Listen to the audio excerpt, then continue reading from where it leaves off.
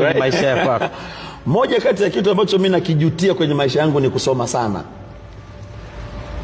Mimi nimesoma sana, I've learned too much. Kwa kule kusoma kwa sana kumenifanya nimekuwa mjinga. Ngoja nikwambie kitu moja mwanangu. Yes. Wale ambao hawakusoma sana wanafanikiwa, na waliosoma sana hawafanikiwi. Ndio maana watu wengi waliosoma sana, maprofesa wenye ma-PhD kama sisi, ni wafanyakazi wa serikali ambao kila mwisho wa mwezi wenyewe wanalipa kodi na serikali na wakata sijui nini na nini, wanatoka na kamshahara mwisho wa mwezi. Lakini wale wote ambao hawajafanikiwa wako Kariakoo ni mabilionea. Wale wote ambao hawajasoma wako Kariakoo, they are billionaires. Mimi najilaumu nilisoma sana. Do you know why? Mtu aliyesoma sana ana reasoning. Yani mtu ana reason.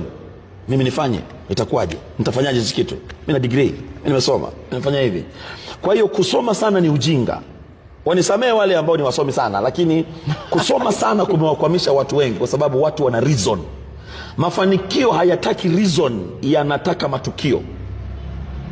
Unajua mimi nilivyokuwa nasoma nilitarajia kwamba nitakuja kufanikiwa sana. Lakini kwa bahati mbaya nimekuja kumaliza kusoma na ulimwengu umebadilika. Yani ulimwengu hautaki tena elimu yangu. Mimi na PhD lakini, lakini dunia ya sasa haitaki PhD ndio nayo mimi, haitaki kabisa. Ngoja nikupe mfano mmoja. Wewe unamfahamu Mheshimiwa Baba Levo? Mheshimiwa Baba Levo hajasoma. Na yeye anasemaga tu kwamba hajasoma shule sana. Yes. Unamfahamu chekeshaji mmoja anaitwa huyu kijana mmoja Leonardo ni msomi yule. Msomi, ana elimu sana. Lakini unaona kwamba elimu aliyokuwa nayo Leonardo haimsaidii. Leonardo kasoma, anachekesha. Ule uchekeshaji ambao Leonardo anafanya, hajasoma shule. Mheshimiwa Baba Levo leo yuko bungeni. Hajasoma, alikuwa chawa.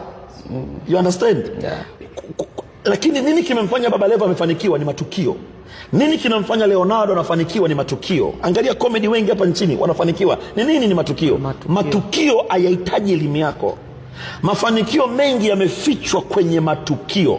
Kwa mfano, kipindi ambacho mimi nasoma shule kulikuwa hakuna Instagram, kulikuwa hakuna TikTok, kulikuwa hakuna Facebook. Mimi ukiangalia Facebook yangu nimefungua mwaka 2000 kama 2001 ama 2000 kama sijakosea 2003. It has years, right? Na kipindi hicho leo ukienda Facebook kuna watu wazima tu Facebook, sababu Facebook ni miaka mingi. You see? Na kwa sababu kulikuwa hakuna matukio yenye vitu vipya. Kwa hiyo wale waliosoma sana hivi vitu wanaviona kwao ni ujinga. Leo influencers, unaona Doto Magari, Doto. Wale influencers wote wana hela nyingi, wanafanikiwa kwa sababu hawakusoma shule. Mimi niliyesoma sana nina reason. Hiki kitu kitawezekanaje? Mimi msomi nina bajeti.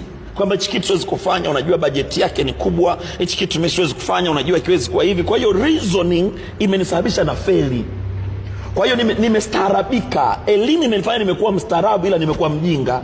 Na huna hela. Leo mimi kuna maeneo naenda nafanya kazi. Mimi kwa mfano nina mgodi. Yes. Nakwenda mgodini kwangu kule wanaochimba madini. Ukienda mgodini una milioni 20, we ni mjinga tu. Lakini wote walioko mgodini they have never gone to school. Umeelewa? Dogo yuko mgodini kule anaendesha LC 300, aliishia darasa la 7, anakuambia blaza, mimi nilikuja mgodini huku, nilikuwa namsaidia blaza pale kuchimba madini, lakini bro akanipa fursa, nikachimba mawe, nikawa nachukua mawe na yasaga hapa, yale mawe yakanipa kilo 1 ya dhahabu, nikauza bro, nimepata milioni 400. Kwa hiyo mimi nimeenda kule na PhD yangu, nakutana na vijana wadogo hawajui hata swala la degree ni nini, but they are billionaires. Kwa hiyo watu waliosoma sana ni wajinga. Ndio maana Doto wanawaambia wasomi hai. Wasomi hai. Unaelewa vizuri? Mimi namfurahia sana Doto. So nataka niseme kitu kimoja. Moja kati ya mambo ambayo mimi nayajutia kwenye ulimwengu wa sasa ni kusoma kwangu. Kusoma kwangu, mimi leo siwezi kuwa influencer. Mimi leo siwezi kuwa chawa. Elimu yangu inanikatalia bro. Lakini kumbe kuwa influencer, kuwa chawa kumewapa watu billions of money, kumewapa watu mikataba mikubwa kwenye makampuni makubwa. Unamwona Mwijaku leo ni balozi wa kampuni Silent Ocean. Hajasoma yule, lakini hivi mimi hivi nikienda Silent Ocean sasa hivi nataka kuambia Silent Ocean, mimi nataka kuwa balozi wenu. Nina PhD, mimi ni Dr. Richard Godwin Magenge. Mimi PhD itawasaidia nini Silent Ocean? Wanahitaji mtu mwenye watu, wanahitaji mtu mwenye uwezo wa kuchip in kwenye matukio. Fedha zimefichwa kwenye matukio. Umeelewa vizuri? Kwa hiyo wasomi wengi hawaingii kwenye matukio kwa sababu wanajidhalilisha. Mwangalie Koi Mzungu, ana kikundi cha Kome, lakini Koi Mzungu hakusoma sana, hana ma PhD hayo ambayo tunaona, lakini ukimwangalia Koi is a learned person. Amesoma, lakini sidhani kama Koi amesoma kama mimi labda. Umeona, kwa sababu katika Koi mimi ndo rafiki yangu, lakini nikiangalia ndani yake sioni kama kuna PhD pale ndani. Japo ni mhaya yule, unajua haya anasomaga sana, right? Yes. So lakini Koi anafanikiwa, right? Why? Ni kwa sababu watu wamechip in kwenye matukio. Ulimwengu unabadilika. Leo hii mimi PhD yangu niliyoikalia darasani, nimefanya presentation za kutosha, nimekaguliwa na maprofesa, haina kazi mbele ya ulimwengu wa leo. Kwa hiyo ninachojuta mimi ni kusoma sana, na ninawaambia hata watu wanaonitazama, kusoma kwangu sana kumenijeruhi, kumeniumiza sana. Nimekuwa mjinga kwa sababu kuna vitu mimi siwezi kufanya leo, lakini vitu ambavyo siwezi kufanya ndio vina hela. Yaani kuna matukio huwezi kuniona mimi, lakini ndio yana hela. Umeelewa? Angalia huduma. Umeona mimi huduma yangu ya Jehova Messi. Huduma yangu ya Jehova Messi haina watu wengi, lakini ina watu wastaarabu, ina watu wasomi. Ina kikundi fulani cha watu fulani. Kwa nini? Ni kwa sababu ya usomi wetu. Lakini angalia wale watumishi wa Mungu ambao hawajasoma sana, wana makundi makubwa ya watu. Watu ni wengi. Kwa nini? Kwa sababu hakuna reasoning. Ukiwa una reason sana huwezi kufanikiwa, lakini ukipunguza ku reason sana utafanikiwa. Mimi najuta kusoma sana. Hicho kitu na kijutia mpaka kesho.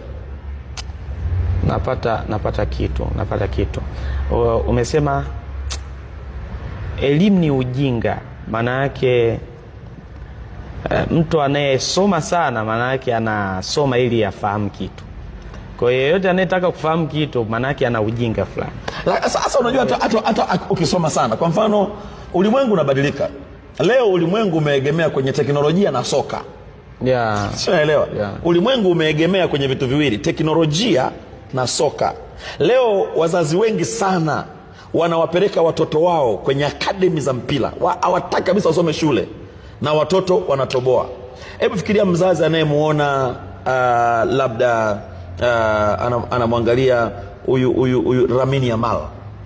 Alafu mtoto anampenda Lamine Yamal. Lamine ana miaka 18. Ukimwangalia mwana unapata kama mpira anajua huyu. Kwa hiyo unaona sasa hivi klabu za soka zimeanza kuchukua akademi za wanachukua watoto wadogo, wanapeleka kwenye akademi za mpira, wewe wa kike ama wa kiume. Lakini pia ulimwengu umehamia kwenye sayansi na teknolojia. Sasa hivi ulimwengu umehamia kwenye blockchain, umehamia kwenye web3. Achana kabisa na web2 ile www. Sasa hivi ulimwengu umehamia kwenye web3 ambayo inabebwa na blockchain. Naelewa watu lazima wajifunze blockchain, lakini mimi am expert kwenye blockchain. Lakini kuna watu leo hawajui blockchain ni nini. Mimi nimeiona Bitcoin ikiwa inazinduliwa, ilikuwa inauzwa $0.000002. Bitcoin. Nilipuuza mwaka 2009, nikaachana nayo. Kona nini? Exactly, nikaachana. Leo Bitcoin inauzwa $62,000. Mtoto wangu mimi yuko form 4 sasa hivi. Atakuja kuniuliza baadaye Bitcoin itakapofika $1,000,000, Bitcoin moja. Mwanangu ataniuliza, baba, Bitcoin ilianza lini? Wakati inaanza ulikuwa wapi? Haukuona hiki kitu? Mbona nikitazama, mbona ulikuwa na PhD mwaka 2018? Mzee, ulikuwa na PhD. Bitcoin imeanza 2009. Kwa hiyo wewe 2018 ulikuwa na PhD. Na katika historia Bitcoin mwaka 2018 ilikuwa $20. Mzee, ulikuwa wapi? You understand? Swali gumu sana. Kwa nini? Kwa sababu maisha yamehamia kwenye teknolojia. Unanielewa vizuri? Kwa hiyo kama maisha yamehamia kwenye teknolojia, elimu ambayo tunasoma shule haina teknolojia ambayo dunia iko nayo sasa. Unanipata? Kwa hiyo kusoma sana kumesababisha watu hawajui ulimwengu unakokwenda. You see? Leo hii dunia haitumii kabisa hela hizi za kawaida. Na nashukuru Mungu hata serikali yetu imeanza kujifunza kutengeneza blockchain ya fedha za Kitanzania. Sawa. Kwa pesa yetu ya Tanzania, cryptocurrencies, pesa yetu ya Tanzania inaingizwa kwenye mfumo wa crypto. Yes. Hapa kwetu na serikali imeanza, na ipongeza serikali sana. Wow. Kwa sababu ndiko dunia inakokwenda. Hivi vitu watoto shuleni hawasomi. Kwa hiyo yale mambo ambayo tunasoma sasa hizi, kuchola panzi na kusema haya ni mapezi, haya ni matamvua, sijui huyo ni samaki, sijui ana respiratory, sijui nini, yale ni masuala ya utumwa na dunia ya sasa haiyahitaji kabisa. Mimi leo najifunza forex trade. Yes. Najifunza kutrade kwenye forex. Kwa nini? Ili nije kuwa mwalimu wa watoto wangu. Watoto wangu watakuja kuniuliza, hivi baba, wakati wenzako wanajifunza forex trade wewe ulikuwa wapi? Sababu watoto wangu watakapokuwa vijana au watakafika umri wangu, forex trade ndio itakuwa jambo la mjini kama ambavyo liko sasa hivi.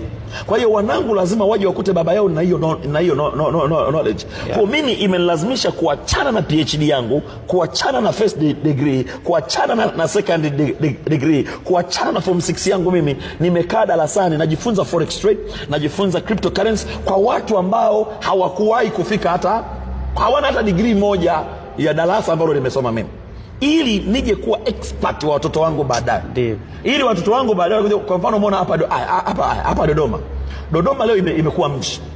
Umeelewa? Yeah. Umeona kanisa langu baada ambapo nimejenga. Yes. Nimejenga mjini. Kesho mwanangu akikua atanipongeza kwamba baba, una akili, ulinunua eneo town.